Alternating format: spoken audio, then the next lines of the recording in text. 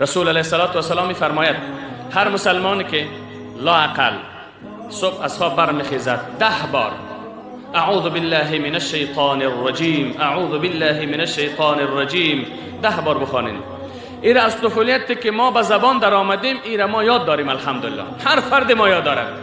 پس هر فرد ما این سلاح را با خود داریم، این اسلحه را با خود داریم، این زیری را با خود داریم، این سلاح خطرناک را داریم. بازم چرا ما شکار دشمن شدیم؟ باز چرا ما به دام شیطان افتیدیم؟ باید نغلطیم، چون سلاح داریم. کسی که باید سلاح دارد، غیرت هم دارد، شجاعت هم دارد، سلاحش هم بند نمیشه، مرمیش هم خلاص نمیشه، دپا کردن ضرورت نداره. باز چرا شیطان اندک هم ما را میگیره و ما را دستگیر کرده است؟ امروز رسول علیه السلام میفرماید که از عمق قلبتان، از ته دلتان، از اخلاص باطنتان اعوذ بالله را 10 مرتبه از خواب خیسته بخوان.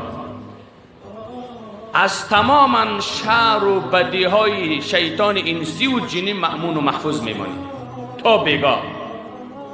10 مرتبه خواندن دیت هم خرج نمیشه، روپیت هم خرج نمیشه، استعدادت هم خرج نمیشه، سرت هم درد نمیکنه، وقتت هم صرف نمیشه، طهارت و وضو و این چیز هم کار نداره مگر جنوب نباشی.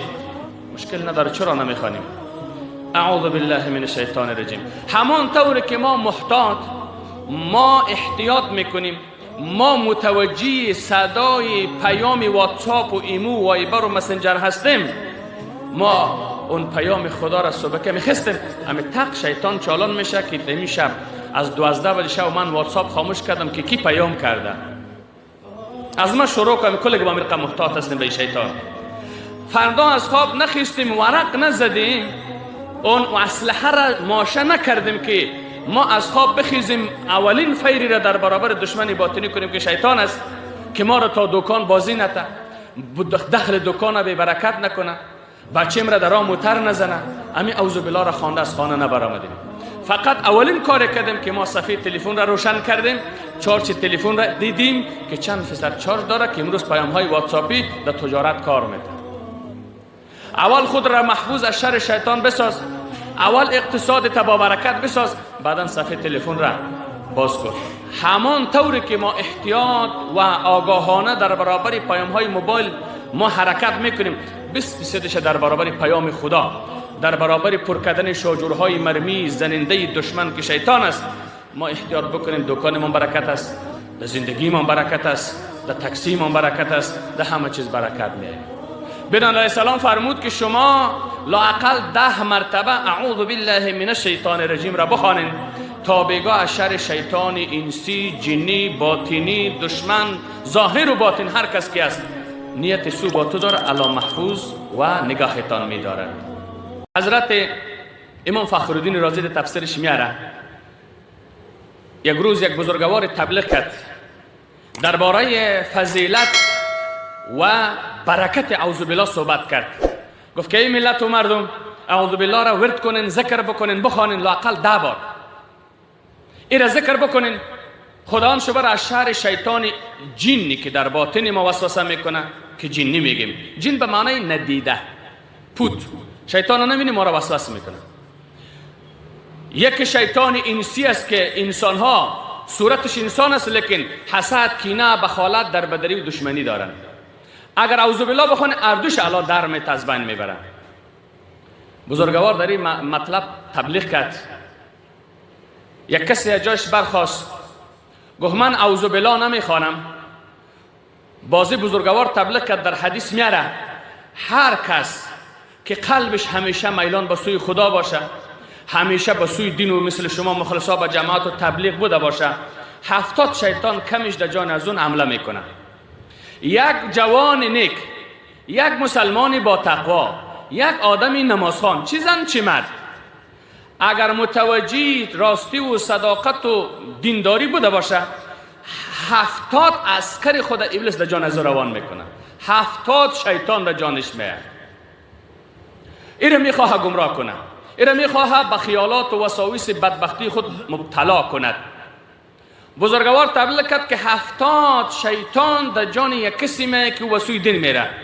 خصوصا سخاوت اگر بکنی، صدقه اگر بکنی، قربانی اگر بکنی، در جان تو زیادتر میاد. هرچی مالی بسیار قلب کلان کار دارد.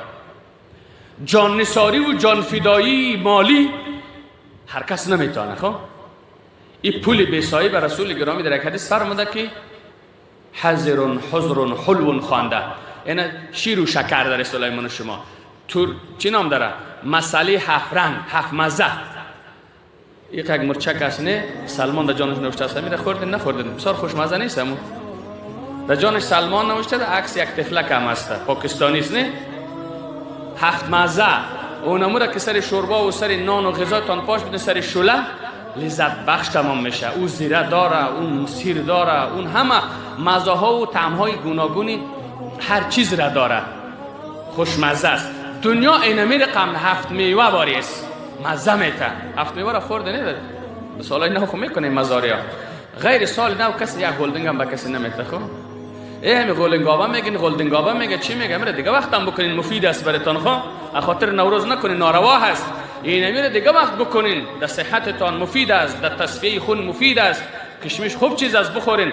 حتی اگر کسی در یک شب روز 21 کشمش سرخ یا 11 کشمش، یک روایت یا 17 کشمش میخوره، هر محصلی که بخورد حافظش قوی و درس خوب یاد میگیره. خب به هر صورت از موضوع بیرون نشم، هدفم در اینجاست که اگر ما در رشته عزیب حرکت بکنیم که اعوذ بالله و بسم الله را بخوانیم، همه 70 شیطان را با این مرمی میزنی از بین میبریم. یک کسی در بین تبلیغ بزرگوار خیست که من میرم بدون اعوذ بالله چطور من خرج برای الله میکنم، بدون اعوذ بالله خواندن من شیطان خودم میزنم. بزرگوار گفت برو خواهی امتحان بکن. این آدم از مسجد برآمد. امام رازی رحمت الله علیه در تفسیر کبیر آورده. گپ سادم نیست، گپ آدمی ضعیف هم نیست. در بین تمام مفسرینی که تفسیر نوشته کرده، امام فخرالدین رازی فخر افغانستان از هرات است، دست بالا درباره تفسیر قرآن داره. تفسیرش هم سخت‌ترین تفسیر است. او بزرگوار میگه تبلیغ که در پایان نرسیده بود، یک کسی از بین خیست گفت مولوی صاحب 70 شیطان نرست مانع کار خیری من شود. از جایش برخواست، در خانه رفت، دامنش یا قدیفیش یا بوجیره یا خلطه را از گندمی که در انبارش داشت پر کرد. اما این بزرگوار گفتند که رسول علیه السلام می‌فرماید هر کس که اعوذ بالله من الشیطان الرجیم بخواند، خداوند انسان جنی که در باطنتان از 70 دانه او را از بین میبره. یعنی یک اعوذ بالله 70 دشمن را، یک مرمی اعوذ بالله که به عنوان مرمی عنوان که 70 دشمن را مردار میکنه. 70 دشمن خطرناکی حضرت آدم علیه السلام را لغزش داده، پیغمبر را لغزش داده. میفهمی؟ اونمو را یک اعوذ بالله تو امتی رسول گرامی 70 به یک مرمی میزنید. این رفت در خانه، در انبار داخل شد، دامن از گندم پر کرد که پر کرد برود در بیرون صدقه کند، خرچ مالی کند. زن شکرات دید که شوهر دامن از گندم پر کرد، پیش رویش رفت گفت آتی فلانی پدر اولادا کجا میری؟ گفت گندم میرم در غریب صدقه میکنم، در عید است یا ضرورت دارد. گفت گشنه در خانه خیر در سر. اینجا بچه‌ها گرسنگی را میمرد، تو گندم در جیب پر کردی، دامن پر کردی، میری در غریب میتی بان گندم را گمان. پیش روی شوهر ایزن گرفت، مانع صدقه خلاصه امی آدم شد. خب مجبور است دیگه. وزیر داخله را گفتش نکو کار خراب میشه.